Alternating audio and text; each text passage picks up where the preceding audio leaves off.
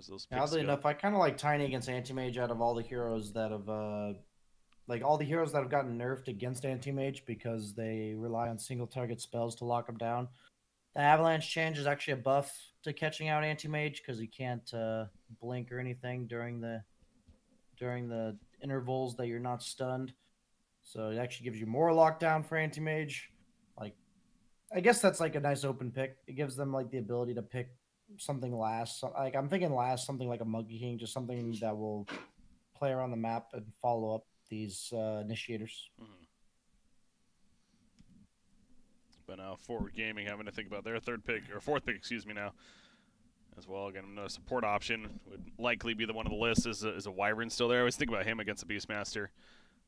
He is on the board still. But, oh, okay, they're going to get that Huskar. It's just a hard lane counter pick. It's good. Yeah. Because if they're pretty certain that the Medusa is going to go mid, you guarantee that lane win. And then right now, I don't really see anything that's really hard pressuring the anti-mage. Worst case scenario, you could end up doing like some tri-lane, leave the Tidehunter solo. Because I think that Gambit actually did their own version of that earlier. We did the tri-lane with the Coddle.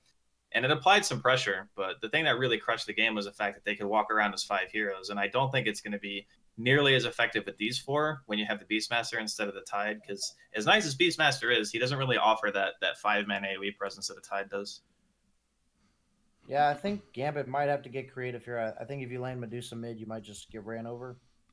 Like you said, Huskar absolutely demolishes Medusa in the laning stage. So I feel like they have this like ability to see Forward's entire lineup after this next pick. And I would hope to see Gambit, like if they're going to be willing to first round Medusa, that they have some game plan to adjust to these types of curveballs thrown at them. You're going to ban the Bane.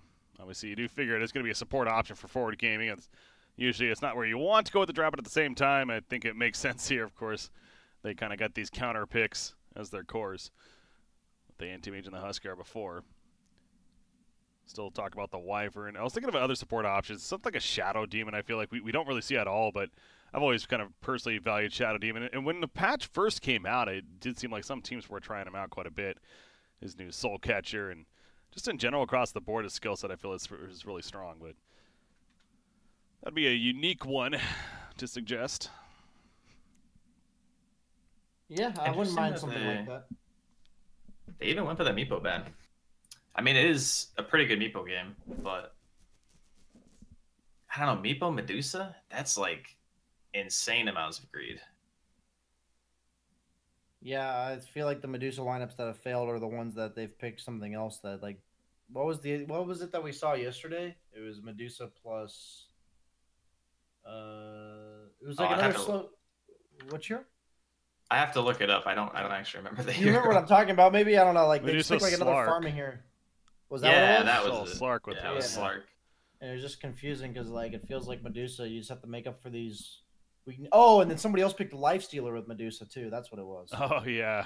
And then you just can't fight. So like the same idea with Meepo. I feel like the only difference between Meepo and these other heroes is Meepo comes online like really hard at like 13 minutes. So maybe that's what Forward Gaming were afraid of, some timing.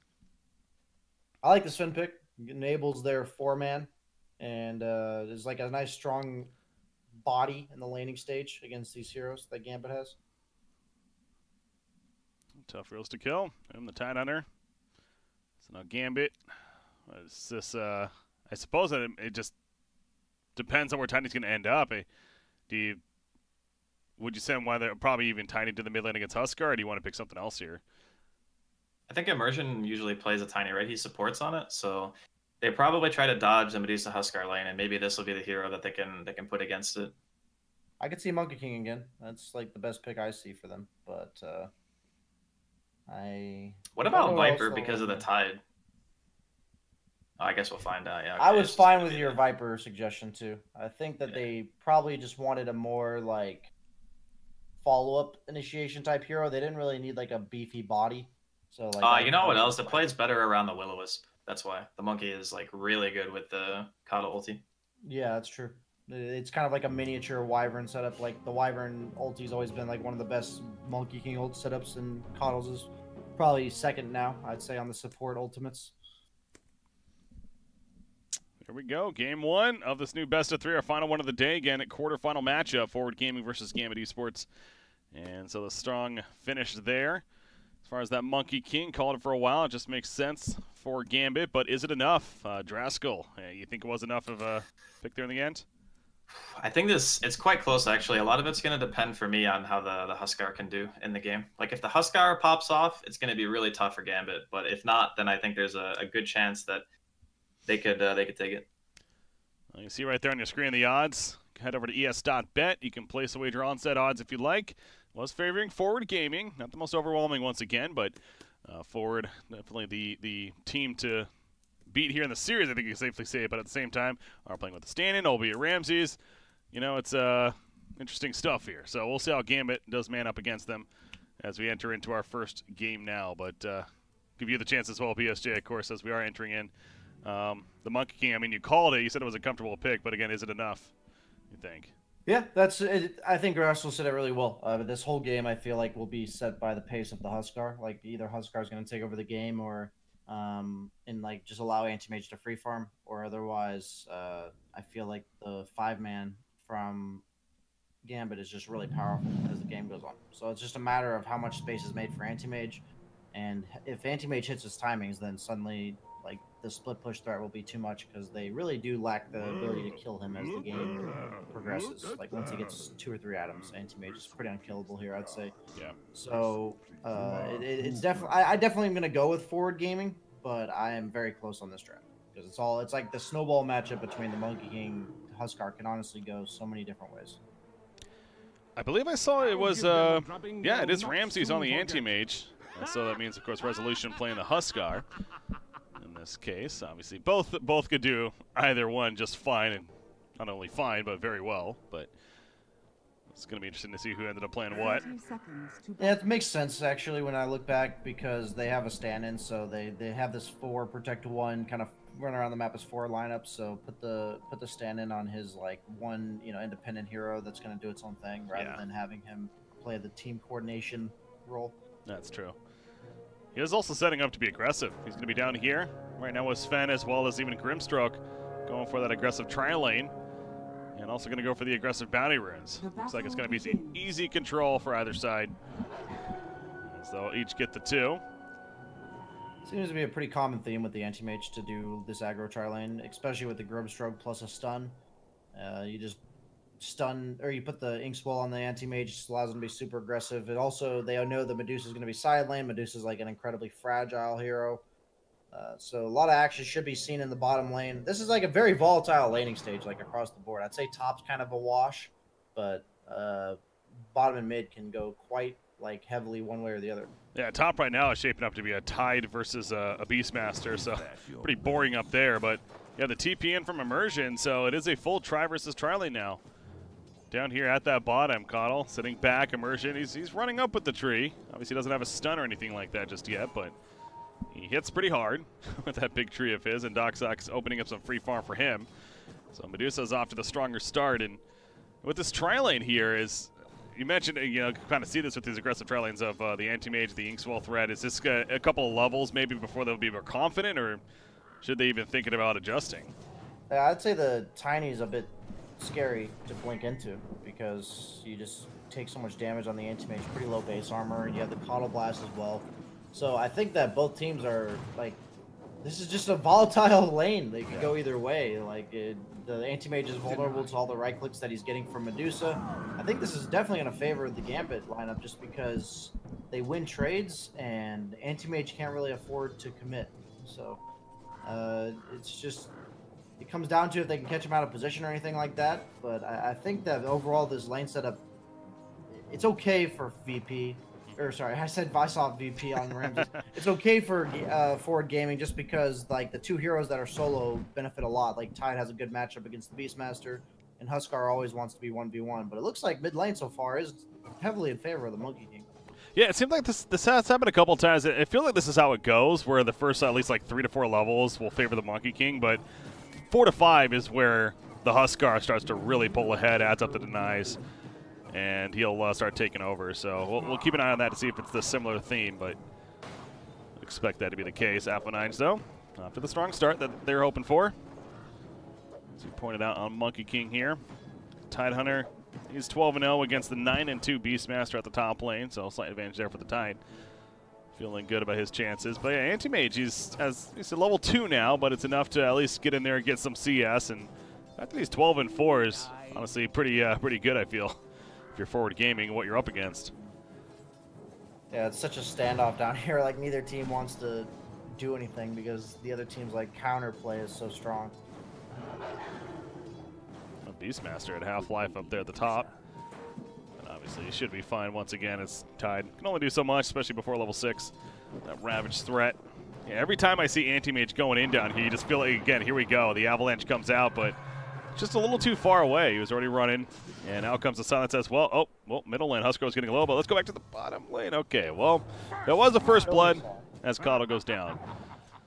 I'm very surprised the Grimstroke took his silence rather than his Stroke of Fate, just because they're in a tri-lane, the silence being single target and the Stroke of Fate being obviously an AoE nuke. But either way, the Cottle is vulnerable always, even though he's a high move speed ranged hero. He's just vulnerable positioning wise because they can close the gap with their heroes. They have a stun, they have the Anti-Mage blink, and he does go down even though we don't get to see it. Merchant going back in. Ramses, did he overplay this time? No. The follow-up not really there. Obviously, they don't have any kind of stun follow-up. It's just more so damage. Is he able to blink after the Avalanche? It is interesting, you know, he mentioned about how they changed Avalanches, kind of buffed some heroes, like a Nyx, like a Slark even, but you're pointing out Anti-Mage, it's actually hurts him even more now, the longer duration, because he cannot blink out with that animation there. Yeah, I like how Ramsey's playing it, though. He, like, blinks on the Medusa and burns mana, and then he knows that the response from Gambit will be the Cottle Blast. He doesn't actually have to see it himself. He just knows it's coming, so he hits her twice, and then he immediately walks away and dodges the nuke coming from the Cottle. Just, like, little things like that I always appreciate, these players just reading what the situation exactly is in their lane. Just watching that at the top, Huskar, it was in the middle lane, but watching the health bars at the top, yeah, I saw the collapse coming in from Tiny, and sure enough, Resolution falls. So you talk about the volatile lane, especially with the rotation from Tiny. Bottom lane, Docksock will be picked off. However, SVG, the tower, oh, nice use of the stick. And he will stay alive in the end, so very close call on the return. Medusa, oh, the nuke, almost enough damage with the Illuminate, but he couldn't channel it up long enough. So Grimstork indeed will continue to survive, and now picking up the bounty rune. Immersion gets one. He might kill SVG for this. SVG, another close call? Oh my god, the war cry. He's going to live, actually, and set up a turn kill even. No, the tree comes out! And he ends up trading. What just happened? I don't even know. That was a lot of teasing one way or the other. That was like, is he gonna die? No, he's gonna live. No, he's dead. He's okay. He's alive. That's always pretty funny. The Bounty always create so much random action on the map, and top lane they get both bounties from Beastmaster, so the Bounty do go 3 for 1 in favor of Gambit.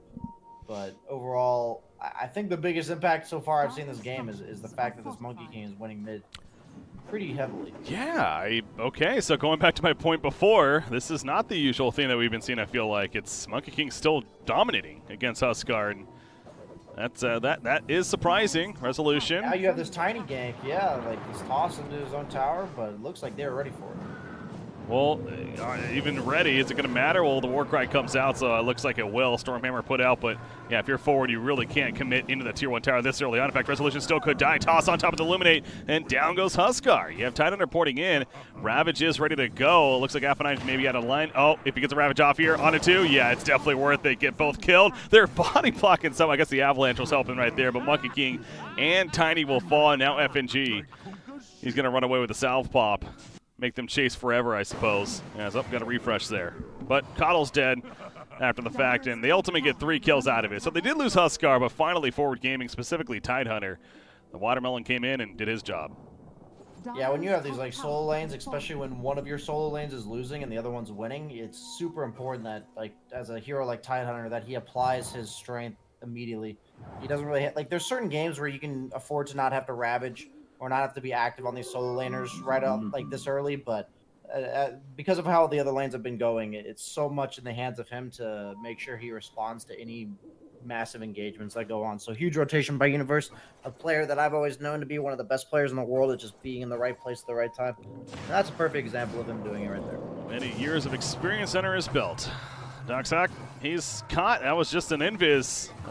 Did not expect that to happen, so they sit right on top and set the Stormhammer, the Inkswell, and nothing that Medusa could do at that point to get away. So Ramsey's credit for the kill even. And yeah, Ramsey's, he's now second in net worth right behind his teammate Tidehunter.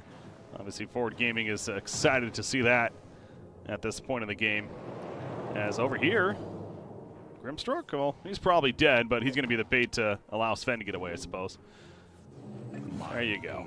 They find him. One thing I like about what Forward Gaming is doing here is because their kill potential on Anti-Mage is limited, but the kill potential on Medusa is always going to be there. Anti-Mage should recover much better than Medusa, so like they're kind of willingly trading Anti-Mage having a free farm start for Medusa, and I think that's going to benefit them in the long run, but fact is, this Huskar has kind of become a liability at this point. Yeah. He's 6th on the net worth, and at 8 minutes into the game, that's the last thing you want to see with a Huskar, a hero that does not recover. So it's kind of going to be in the hands of the Tidehunter to enable the Huskar to be strong, like have the Huskar play with the Tide whenever Tide has Ravage, and that'll allow Resolution to still have impact in this game. Does he change his build at all because he's so far behind? I mean, still go the armlet, you think, and just go from there just slower, or is there different items that he goes for? I think you still go the same thing. I don't think your hero really changes his purpose. It's just a matter of maybe getting an extra bracer or something that allows you to be strong at 10 minutes, like as strong as you can be. Not necessarily strong, but stronger. Pretty one-trick pony Huskar is. Yeah. Kind of does the same thing every game. We've seen him so much dominate in the laning phase as you kind of expect with this hero, but one of the few times where, yeah, he is having a struggle. By the way, a great scan from the Radiant. They scan this smoke play coming out from forward, so they have all the information, at least to just play away from the area, although they're going to keep going and they might run into Medusa. So she kind of knows that they smoked up there, but doesn't know exactly where they are. Doxak. Oh, they don't go south. They go north. They're wrapping around. They have no clue how close they were to getting a free Medusa kill. And they can't capitalize, unfortunately, so that's a little bit lucky. Same thing for Medusa from her perspective. She has no clue how close she was to dying, but either way, nothing happens. Instead, 10-minute bounty runes are coming up. Looks like they might be competing for them, at least at the bottom lane. Yeah, Monkey King Tiny running away. Afterlife at the top, though, at least he gets his, and they're also possibly fighting, yeah, Grimstroke, it looks like is going to fall. Doxak credit for the kill there on Medusa. Well played. Tidehunter continues to be top net worth in the game. Not often you find yourself saying that, but he's doing that good job. You mentioned they kind of need that him to have high impact, specifically with Resolution after a slow start. Something you don't see much. Yeah, we haven't really gotten an update on his item build, but I'd imagine he's just going the beefy frontline build this game. The only hero that really threatens him is the Monkey King in the mid game. The Jingu Mastery is really the only source of like continuous damage that's significant that goes through the Kraken shell. So as long as he has some backup on the side of Forward Gaming with like the Sven and the Grimstroke, then I think Tidehunter is pretty unkillable. And you can see that Gambit understands that, and they're not responding to him. They're kind of just letting him do his thing. Like they're ignoring whatever part of the map Tide's on. They have no desire to contest him head on.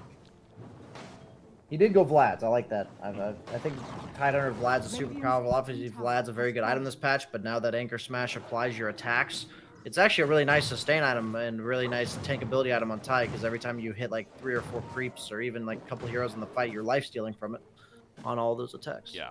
Again, that Anchor Smash change really kind of didn't change the way you play the hero completely, but it gave him a nice additional, like, I can actually be a damage threat now rather than just a walking ultimate, which no doubt was the improvement to the hero.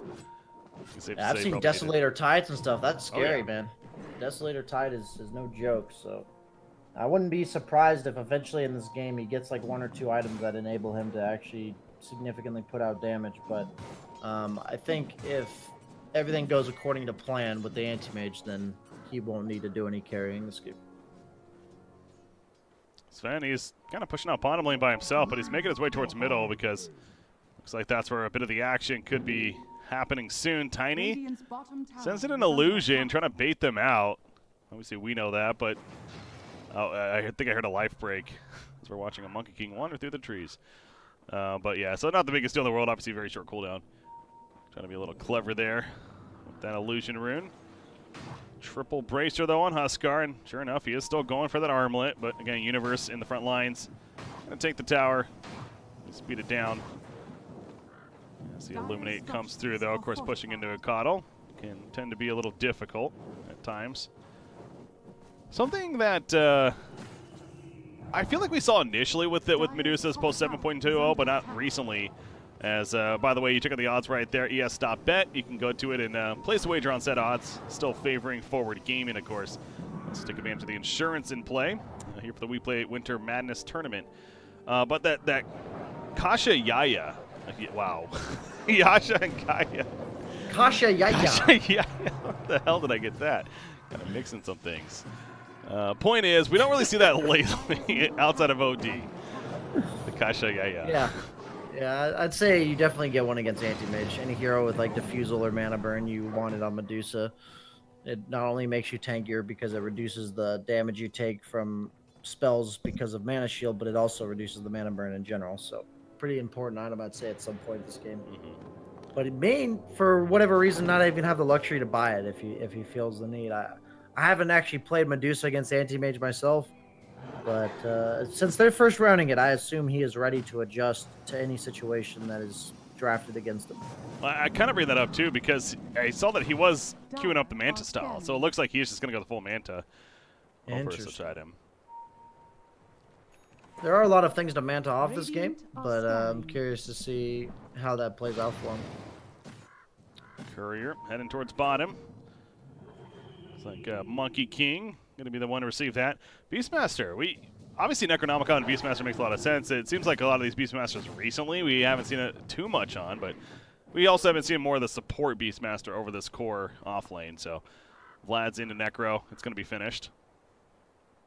Yeah, Beastmaster is a hero that generally wants to play one lane side of the map and just continuously pressure, but that's why Tidehunter is traditionally a counter, because if Beastmaster does that and Tidehunter kind of just sits in his lane, Beastmaster can't do that. So this game, Beastmaster is kind of forced to start pushing lanes that Tide's not in, changing up his playstyle a little bit. So I think the Necro book actually goes with that a lot better, just because you're playing more of a pressure the side lane, like pressure the lanes that forward's not occupying, rather than trying to continuously force forward to respond to you. Yeah. It looks like this movement at the bounty rune. That long range Kobe. Love it. It's got to feel so good as a Huskar just flying through the air. Soaring. It feels amazing when you just like ult and somebody blinks and you just follow them like all the way across. You ain't going. Because there are like exact numbers, and I've looked at them before, but for whatever reason, it's like they have to travel a specific distance in less than a specific amount of time. So sometimes you'll just follow them anyways because of the exact numbers on the, like how far they blink or how far away you are when they actually blink. It's what a weird ability. I'm like, am I gonna follow them or not? Let's find out. And you just push R and go from there. There's some funky things like that. I know, like Omni Slash is they're like a 4-staff against an Omni Slash that can like bug it out basically. If it uses the perfect timing, so. Same with Manta and stuff like that. Yeah, Huskar ult's a weird ability. It has exact numbers to it, but no matter how much you look at the numbers, it doesn't feel consistent. Maybe the idea behind this Medusa Manta is that it allows them to push waves without having to be there, which is like nice this game. But Anti-Mage is going to complete that Battle Fury about 16 minutes in. Will obviously ramp up his farming speed and most notably his like split push pressure, which is super important in this game. But honestly, this Medusa recovered a lot better than I thought she would. So I might have to actually watch this game myself to see what was done by the Medusa. Doxock did, as Ramses, very close call, the Inkswell, but no, the Promeroy ran right into Afterlife. Immersion even finishes the job with a tree throw, so thought he was out of there.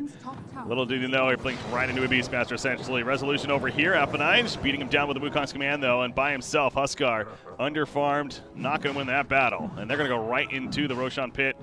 Doxock leaded the way. This should be a free Aegis, so Gambit, they got a lot of control early on in this game.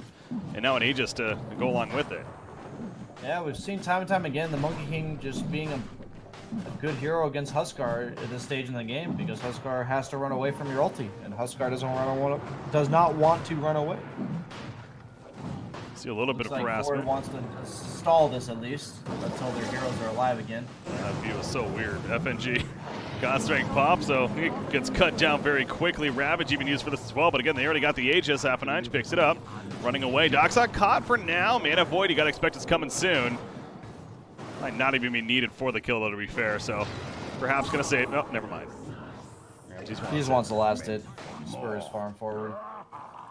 They do lose the Grim Stroke in response, but ultimately, again, they got the Aegis. They picked it up on Monkey King. Part of me, do you think that was intended, or would they rather get it on the Medusa, or was it like a panic mode? I think they wanted Medusa to just be hitting creeps and enable the Monkey King to run around being aggressive. So I think that was intentional. I just they weren't really banking on getting punished as they were leaving the Roche pit. Monkey King jumps on top of Resolution, who was just farming up these creeps. So as we pointed out, again, he has the Aegis. It's another level right here as far as what do you want to do if you're forward gaming. Well, poor man's Blink Dagger tosses in Afterlife, the Primal Roar hits, but now with the Soulbind coming out, he has to keep his distance from his teammates. Resolution, life breaks onto Immersion. Gonna be tossed up, though. The Wild Axe is cut through him, and he does go down. They're gonna lose Tiny, but definitely doing his job right there, killing the Huskar. Afterlife. He's probably dead, although the Will-O-Wisp's gonna save him for now, so never mind. The pushback with the Blinding Light knocks Universe and MSS back. That will be the end of it. What do you do this Tidehunter, though? He just, it's funny. He doesn't, I like how he actually went Blink, because oddly enough, he doesn't need an item that allows him to stand in the front lines. He just needs to insert himself into the front lines. So I like that item a lot from Universe. He's basically under no threat at any point in the near future. I'd say until Monkey King gets like 1 or 2 damage items. Yeah, he's feeling good. He's feeling pretty good this game. Medusa's also feeling pretty good. Yeah, both teams like have this hero that doesn't want to fight though, and both of those heroes right now are completely content, as you're saying, just hitting creeps and living the farm life, and that's kind of, so we'll just keep seeing this 4-on-4, and right now I think that favors Gambit, but it's just one of those things where I feel like if the game continues being normal, like even, it'll favor forward as the game goes on, just because I think Tidehunter late game is incredibly good here, and then Anti-Mage just matches well against the Medusa. But so far, Gambit's putting on a good show. I mean, I thought their draft definitely had a lot of good. Like, I like the Monkey King last pick, how it wrapped it up, and we'll just have to see if they can keep this pace, because so far they've been honestly owning. So. Yeah, they're playing this well again, working off of that momentum from earlier. Like I said, and they defeated Pavaga Gaming 2-0 in a pretty quick victory, first series of the day. So yeah, they are now matched up against Forward Gaming, more experienced team, of course, but. To a decent start. Anti-Mage, Ramsey's playing it. Always got to be careful about him getting too far ahead, though. And he's got a Yasha onto the Manta style. Farming over their Ancients. That wasn't their smoke play from Forward. Again, trying to find Gambit, but yet again, Gambit's doing a good job of responding and not giving them the easy opportunity. Now they're smoked themselves, actually. Ooh, can they catch the Anti-Mage would be big. Sven, going to be exposed. They jump up to the right. Huskar missed the avalanche, though. Primal Roar comes out. Double silence with the Soulbind. There's a Ravage. And Universe looking to help turn this. Huskar jumps in with a life break on it both. Afterlife, he's going to go for the DP play. Affinite helping with the Wukong's command. But it does not scare off Forward Gaming. They got 2. Yeah, whiffing that initiation in the first place meant that was a bad start for Gambit. And it backfired. The problem was the Monkey King saw the Sven first, and he jumped up onto the trees to the left, and then the Tiny saw Huskar and was like, go get him! So, like, their strongest hero with the Aegis was not there to follow up on the Huskar, and that just led to a nice turnaround from Forward Gaming. Looks like he'll be fine as he's into the base there, but Forward, they obviously want to work off of this last team fight that they had. A couple of hero kills, going to go for that mid-tier 2, but Monkey King turn them a bit. There's Immersion jumping, and this time he's not going to miss the avalanche. Tosses back Resolution. Blinding Light pushback. Resolution's just running, though. The regen keeping him alive. Interfire, he's going to get the disarms up. And he's still living for now, but I don't know if he's actually getting out of here. He'll escape. Space. Exactly. Look at it that way. Space created by Huskar. Allows him to fall back, but Diffusal Blade now purchased by Monkey King after that, too. That's a really important purchase. You have Anti-Mage as well as Tide, who are heroes that are going to be hard to bring down as the game goes on.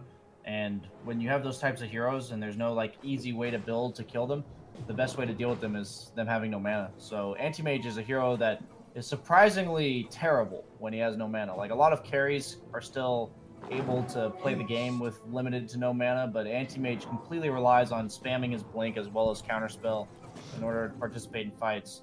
So diffusal, mana burn type things are really good against an anti-mage that you feel like will take a little while, like that you have lockdown for, but you don't necessarily have damage for, because then he won't be able to get away anyways. Yeah.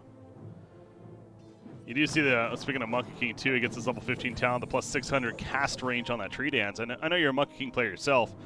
How good does that feel, being able to leap that much further in the trees? I mean, I've seen some people take the Jingu Mastery talent, and I feel like the leap distance is so nice. It's just your ability to get around the map speeds up. And that's what I feel like is the most significant difference, is you can just... It feels like if you're racing around the map trying to clear waves or try to gank heroes, you're just doing it that much faster, and that's the big deal for me. Yeah. Very powerful talent. Well, has it, as we're constantly looking at him at the top lane and applying the pressure. Obviously, he wants to get this tier 2 tower. Right now, nobody responding. That's because Forward Gaming, they're elsewhere. Sven having those drum charges on him. Didn't mention that yet, but has used a couple at least. Gonna make their way bottom, as Ramsey's already down here, killing the tower and working on that butterfly next. So again, very standard stuff from really both cores. But on the other side, as Monkey King now even has the BKB queued up next. All the defusal. Radiant's middle tower is under attack. Pushing this out as middle lane immersion setting up. This is friend resolution once again. As we see that they're backing up though, so this would be a risky dive of sorts. We saw it happen before. Doxx's just going to charge it, throws out the Mystic Snake. Immersion wants to go in. The Coddle puts down the Will-O-Wisp. Disco's Ball. They're going to dance around. Pulling them back in, Illuminate through. Ravage going to be used by Universe, a very spread out Ravage right there, only connected on a couple. In the backline, Zaphanite's jumping in and is able to finish off Huskar. Out comes the Stone Gaze as well. Universe having to run the other direction as well the rest of the team. MSS caught though by the Avalanche. SSSVG doesn't delay them enough though. In fact, the Inkswell's put up and MSS wants to run back in. He tries to stun somebody, just running around with a chick with his head cut off, it felt like. So they end up losing the Grimstroke, but now Zaphanite just too far up. Grimstroke buys back, by the way. Monkey King able to get the support needed. Medusa, meanwhile, as long as she's nearby, she is doing plenty of damage. And we saw right there, again, you look at the ES.bet odds. You can check it out yourself. Go to the website, put in your bets if you like. ES.bet. Anyways, that fight, though, BSJ. That was a spread out fight. It was kind of odd because Forward Gaming was crowd controlled by the Will-O-Wisp for so long. And I learned a new interaction that if you tiny toss somebody and they get sucked in by the Will-O-Wisp, it like cancels the toss. They like tried to toss the Huskar back into the team, and then he just got like blind, or, you know, sucked back into the Will-O-Wisp. So really? It was a little weird, just that whole engagement. But overall, I think both teams are kind of okay with what just happened. But this is exactly why this Diffusal's nice against this Tide, as you're seeing in the top bounty. But I do like Universe's Solar Crest here because his job now is to just enable the rest of his team, and most notably his anti-mage. The 70 attack speed given to your allies from Solar Crest is pretty nuts when you're looking at these like mid to late game carry matchups. Like earlier we saw the Jug versus AM, and the Jug had the Slardar on his team, which just makes that matchup so much better for Jug. And in this game, since the games are truly going late like that, any free items you can give your carry is that much of a difference in the matchup. Yeah. Smoke play from Gambit here. They're wrapping all the way around. We've seen many of these smoke plays this game and only coming up short. So both teams doing a decent job of looking out for them and kind of feeling out how the game's going and realizing if anything they're all missing. So, you know, that in itself is a pretty obvious guess. And both teams just playing around their own vision. That just ends up being the inevitable conclusion. Nobody knows where the other team is, so they're like, "Hey, just sit on this ward and wait for them to reveal some sort of information to us." They smoked again right here. Oh yeah, the re-smoke. This is ambitious, but it could easily work out for them here based on what they see. Yeah, Monkey King got some information. He's coming No out. Ravage yet. Oh, Ravage is up. Never mind. Just came off cooldown. Roche is the big objective here. Both teams are obviously concerned about that. I was going to say, does he Ravage here? He sure does. 2 supports. They're going to catch Coddle at least. Immersion. Just trying to delay this as much as he can. Coddle buys back. Will-O-Wisp is ready. Afterlife throws out the Prime Aurora and a resolution, but the Will-O-Wisp goes down right there. The Soulbind on top, and now Doxx's running in with that Stone Guy's resolution. He's being patched up. He's being locked down, especially with that Will-O-Wisp as well. He can't do too much. Universe jumps back in with the Anchor Smash, but they're going to lose Huskar in the middle of the fight with that Wukong's fighting area too, working out for the benefit of Gambit. Universe in pursuit of immersion, but Ramses kind of has to keep his distance for now. Wants to go in, pops a counter spell. It's worn off though, and now he's going to be stunned up. That was a risky move by Ramses. He blinks out at the last second. Wow, almost melted there. That's that Solar Crest making that little bit of difference. That Universe's itemization giving him, I believe, 14 free armor from his items. And Monkey King goes for the bottom rune and just dies. Yeah. Like goes to chase after Tide. We don't even see it. The server wasn't even ready for that. They're like, wait, what? I'm shaking my fist a little bit. Yes, to the right over there. We saw Monkey King diving in. And, yeah, unfortunately, that proved to be bad. Like I said, I think he was going for the rune, just kind of thinking that he had a free rune, but nope. So Would you say he was diving into the fountain, you know, returning himself to the fountain. Yes. That was the goal. That was the goal there. Totally. Either way, both teams still predicated around getting the Roche complete before, like, I'd say they're on a timer before Monkey King gets alive and the Will-O-Wisp is back up, but Ravage is also a concern that they don't have it. But they're very happy to tank this with the Vlads. Like, they're not losing any health. They do a ton of damage with the Solar Crest. It looks like Forward Gaming going to get it. Huge deal for Huskar that he gets the cheese. FNG, he gets a blinding light off, but dies shortly after. Another Stone Gaze. Dockside gets stones up resolution there, but not too concerned. You see the disarm even coming out. Immersion running back, but now Dockside, he's going to pop the shrine, realizing that they're going to jump him right here as they do. That Mana Void, you know it's coming soon from Ramses. Can't he get it off Dockside? He's able to run away for the time being from Ramses. I'm sure we're going to see a blink in. No, that Primal Roar lockdown's forever, man. Prevents him from going for Medusa. Instead, he'll find the kill on a Beastmaster. So at least it saved Medusa in that sense, but Monkey King's like, do I go? Do I go? Do I go? Okay, there's the dance, there's the Wukongs. Unfortunately, it might be the end of him as a result. Could not save his teammate, and he's going to mischief right there, hoping for the best. The Burning Spear's heading up. Ramsey's in pursuit, trying to run him down. Remember, he has an Aegis even if he ends up going down, but it's not needed here. Monkey King falls, and the game, it's not going to be over by any means, but as even the Tier 2 tower's up, but obviously one of the biggest fights so far in favor of Forward Gaming there.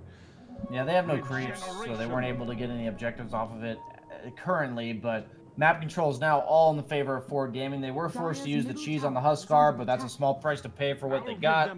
Anti-Mage still has that Aegis, and this game just gets easier for Anti-Mage, as I mentioned in the draft. It's just a game that as the game goes on, his game becomes easier and easier with items. Earlier we talked about, we never really thought that Anti-Mage was going to hit a critical mass, but this game, they eventually will not be able to deal with him. And Medusa can't protect herself, and no matter how many items she has, Anti-Mage is very happy to chew through a Medusa. Oh, yeah. And he's got plenty of supporting cast around him, too, from Sven, Tidehunter. Sven, especially with that Warcry now, is a blink as well, so he's that much more useful as far as being able to get in here now. In the midst of the fights where he wants to be. Also with that Greater Cleave, yeah, he's leveling that up, so he can start getting some more farm himself even. On the Sven, pending space on the map. When you have heroes like Huskar who don't really want to clear waves or show on waves, it's nice to have supports like that that can clear waves. Most notably, it's not even for their own farm, it's like enabling the rest of their team to not have to take the farm. That's a nice combo there, Warcry. Not going to save him, though. That's a good attempt from MSS, but SVG goes down.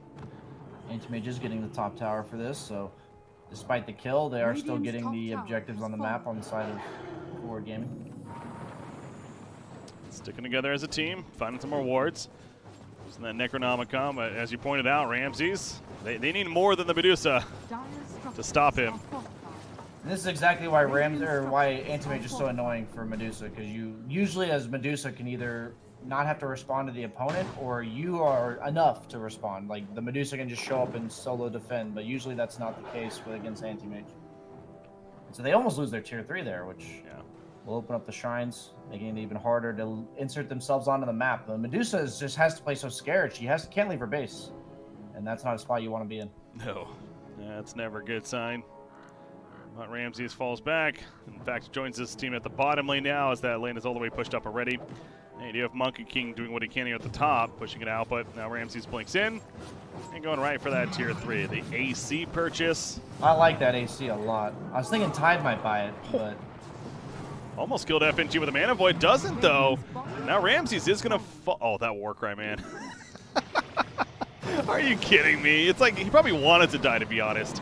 with the H's, but either way, Will-O-Wisp is put down. He eventually is going to fall down. Resolution goes down as well, though, in the midst of it. He has a buyback. We'll see if that comes into play. Universe also going to be locked down himself, out of mana completely. Again, the defensive play doing work with the Wukongs. Oh my god, Ramsey's blinks away at the last second, as out comes a Warcry again with that Ink Swell, allows him to blink again, and they cannot chase. Nice job with the mischief right there from F9. He's just joining that hammer, but Anti-Mage, some way, somehow, does make it out, so hold your horses, Gambit. They can defend. Yeah, I think they have to be careful of what they're doing in the base. Like, somehow Forward Gaming gets 3 or 4 heroes caught in the base. They're, like, trying to respond to Anti-Mage getting gone on, and you just have to let him die with the Aegis. I think he's the one that can get out, and you can help him disengage. But Huskar tied, these heroes aren't getting out. And you saw that there, like, the team fight of Gambit is nuts. The Will-O-Wisp, the Medusa ulti, the Monkey King ulti. You just can't fight into that. So getting caught out a little overextended on the side of Forward Gaming, and clearly paying a heavy price for it. And they might even just lose a lane of racks here, maybe more. Yeah, not even killing that Keeper of the Light initially. Yikes. I don't think Anti-Mage has a TP. I don't think he does. I think he TP'd away originally, so he is going to get the bottom tier 3, and he might get a Rax of his own, actually. Well, he needs to be sure not to die. I mean, again, Ramsey's close call. Oh boy, they're chasing. Another blink. Refresh on the skills. Oh, the Coddle almost gave him enough cooldown, but the Monkey King's coming behind. They scanned him. They know where he is. Yeah. Monkey King long distance jumps. Oh, he misses the Boundless. Oh no.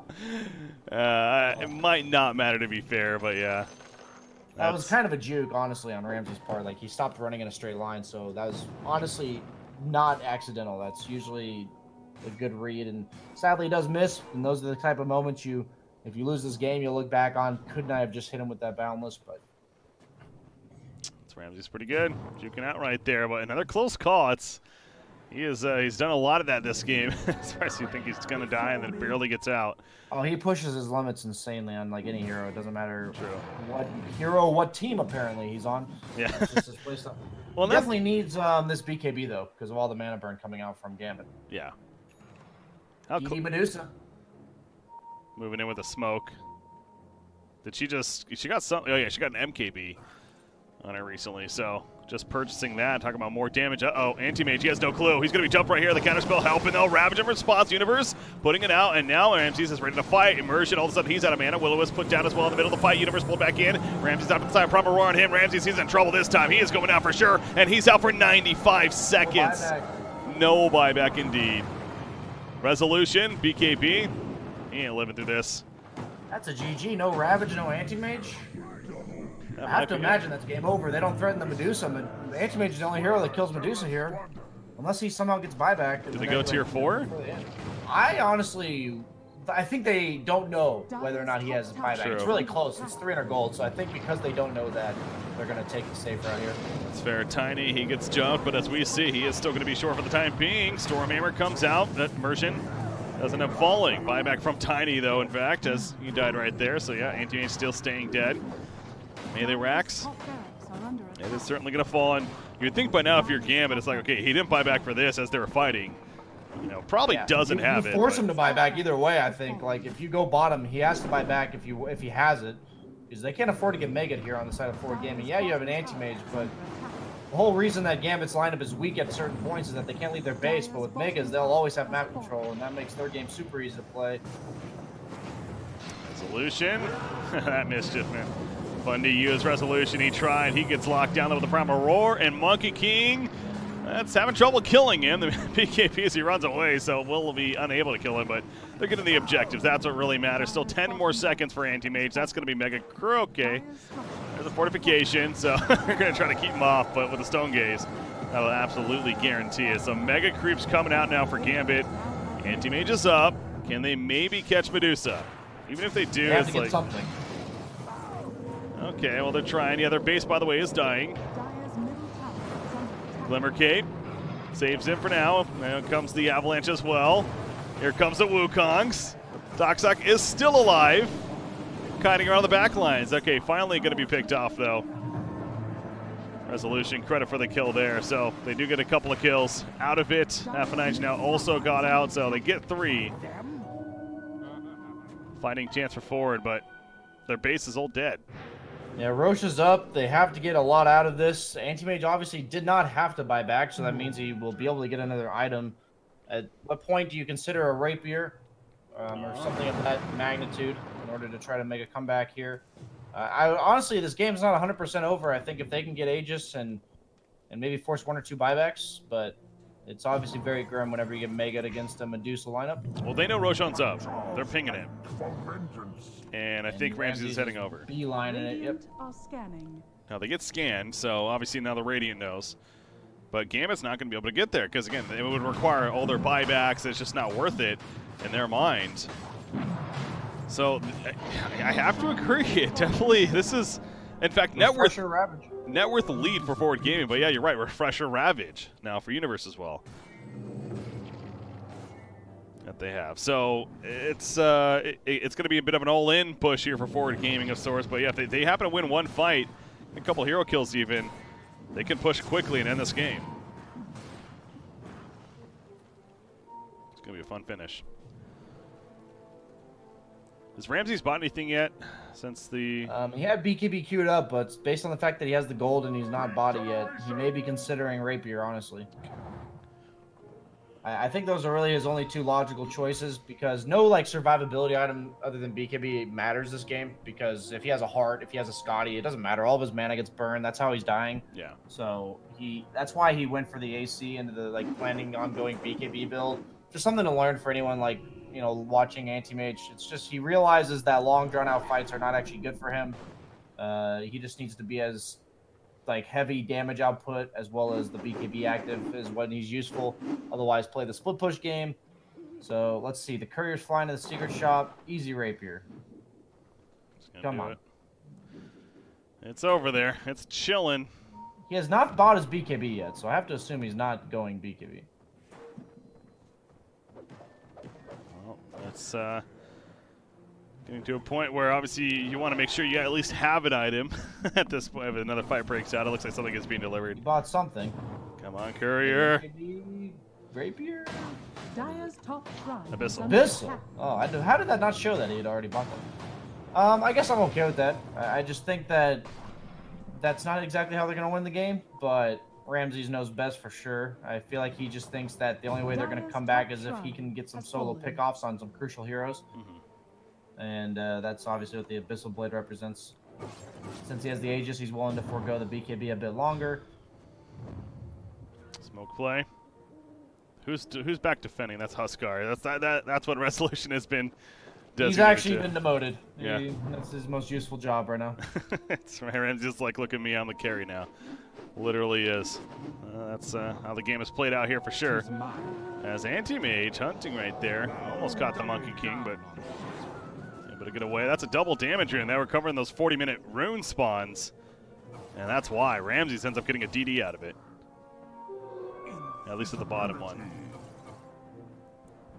So that could be big as Immersion. Let's keep the pressure up with the lanes, he says, pushing out bottom. Beastmaster gets scanned out up there in the middle lane. I think they're running after him. And it looks like he is going to get caught. They just have such evasive items on the side of Gambit. Like, you have this Blink 4-staff bots on the Tiny. You have Shadow Blade on the Beastmaster. It's just, and you have the Monkey King, who's obviously innately hard to catch.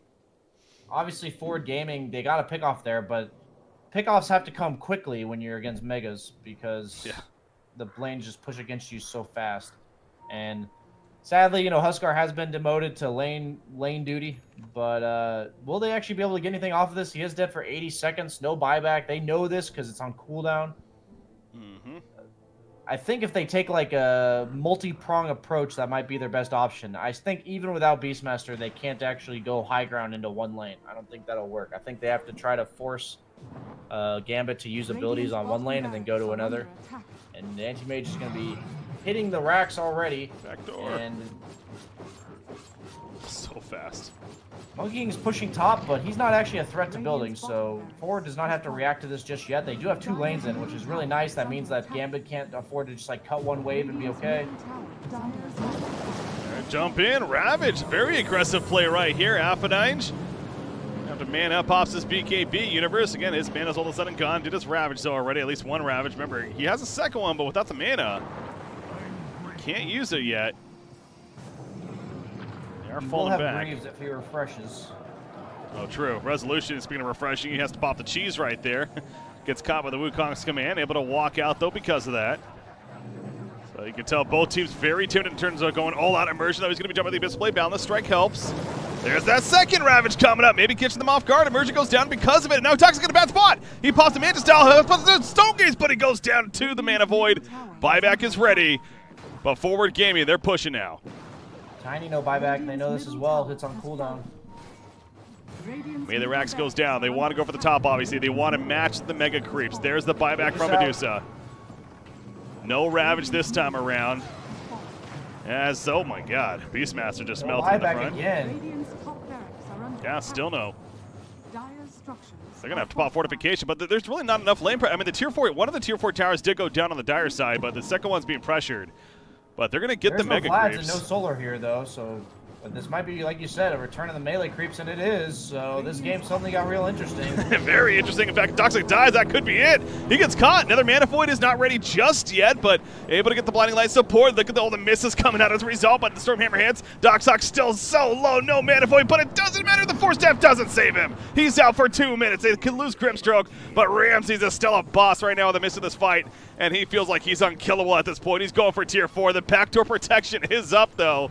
So that is going to save them for the time being. They cannot get the waves pushed in. I don't even know why he's trying to attack the tower, frankly. Seems like it's doing no damage. Okay, there we go. Backdoor does wear off now. And they are going to start going for it. But, I mean, Orange is still dead for 90 seconds anyways. Yeah, Monkey King will use his ultimate, but they get the stun. They just have to delay him. They're actually committing to this, though. Alpha 9, he goes down. Buyback. He still has Wukong's, as mentioned. If he can get that off, maybe that could be the deterrent needed. MSS just he's a distraction. He's like, yes, focus me. Ancient's dying. Here we go, the Wukongs. No, the pushback. Okay, the Wukongs does go off. So the Ancient about a half-life currently. Universe, that Ravage has to be coming up soon. I got to figure. Anyways, Anti-Mage, he's being pushed and pulled around every which way. Beastmaster's up at 3 seconds. It doesn't matter. Too much damage, and Forward Gaming comes back in game number 1. The good old Mega Creep comeback. Welcome to Anti-Mage.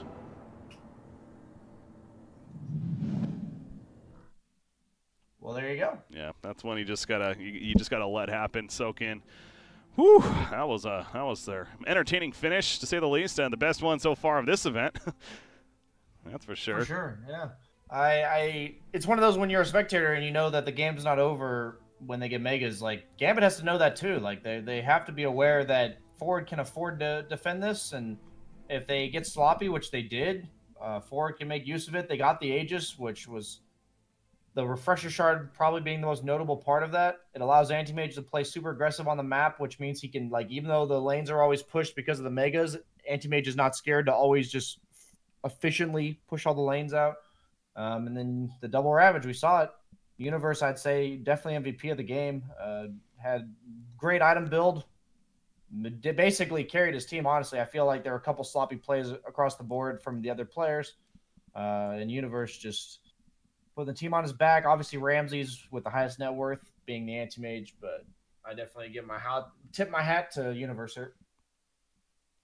That last fight, too, with the double Ravage, and whether it was intended or not, to be fair, I understand his mana got burned, and maybe he just wasn't able to use it in the end, but the idea that he kind of reset and then went for a second one, we'll see a lot of the times, people will just double Ravage right there, right off the bat, and you're kind of like, well, is that really doing enough? And rather than having that reset of a kind of a second mini fight, that definitely proved to be the right decision in that case right there. So, yeah, no, I'm with you. Universe absolutely deserves the most credit, arguably, on Forward Gaming side as far as their victory goes. But they take it, man. That's got to feel so good on the other side of the spectrum. Gambit, man, that has to sting. Already coming in as the underdog, and you lose a Mega Creep game that you had in your favor. But that happens sometimes. You called it.